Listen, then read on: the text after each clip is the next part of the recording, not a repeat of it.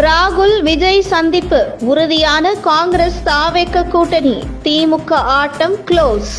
கரூர் துயர சம்பவத்திற்கு பின்பு ஒரே ஒரு வீடியோ மட்டுமே வெளியிட்ட விஜய் தொடர்ந்து அமைதி காத்து வருகிறார். விஜய் வீட்டை விட்டு வெளியே வரவில்லை என்கிற பல விமர்சனம் இருந்து வந்தாலும் கரூர் துயர சம்பவத்திற்கு பின்பு மிகவும் நிதானமாக விஜய் செயல்பட தொடங்கியுள்ளதாகவும் அதற்கான நகர்வுகளை வீட்டில் இருந்து கொண்டே செயல்படுத்தி வருவதாக தகவல் வெளியாகியுள்ளது.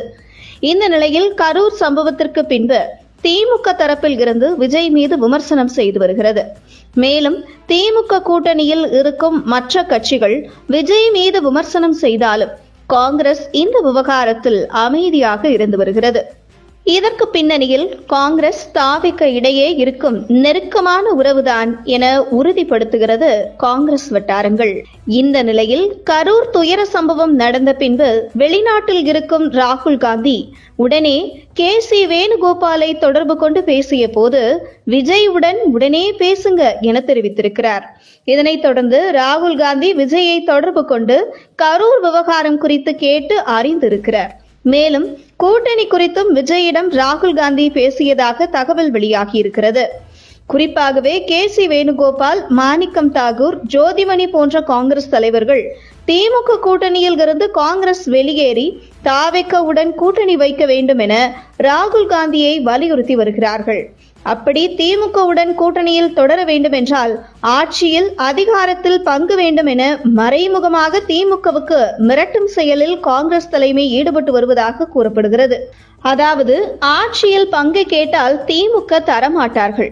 இதை காரணமாக வைத்து விஜயுடன் கூட்டணியில் சேர்ந்து விடலாம். விஜயுடன் கூட்டணிக்கு சென்றால் அதிக தொகுதிகள் போட்டியிடலாம். வெற்றி பெற்றால் ஆட்சியில் அதிகாரத்தில் பங்கு கிடைக்கும். இதுதான் தற்போதைய காங்கிரஸ் பார்முலாவாக இருந்து வருகிறது. ஆனால் தாவேக பக்கம் காங்கிரஸ் சென்றுவிடாமல் தடுக்க கனிமொழி மூலம் சோனியா காந்தியிடம் தெரிவித்து திமுக பேசி வருவதாக டெல்லி வட்டாரங்கள் உறுதிப்படுத்துகிறது.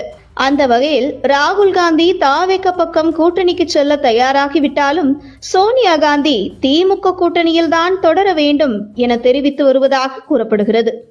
இந்த நிலையில் வெளிநாட்டில் இருந்து ராகுல் காந்தி வந்த பின்பு சோனியா காந்தியை கன்வின்ஸ் செய்து தாவேக கூட்டணிக்கு செல்வதற்கு திட்டமிட்டுள்ளதாக தகவல் வெளியாகியுள்ளது. இந்த நிலையில் வெளிநாட்டில் இருந்து ராகுல் காந்தி வந்தவுடன் கரூர் செல்ல திட்டமிட்டுள்ளதாகவும் அப்போது கரூர் வரும் ராகுல் காந்தி விஜயை நேரில் சந்திக்கவும் திட்டமிட்டுள்ளதாக தகவல் வெளியாகியுள்ளது. இந்த நிலையில் கிட்டத்தட்ட தாவேகவுடன் கூட்டணி வைக்க உறுதியாகிவிட்ட நிலையில் ராகுல் காந்தி அவருடைய தாயார் சோனியா காந்தியிடம் அனுமதி மட்டுமே பெற வேண்டிய சூழலில் இருந்து வருகிறார்.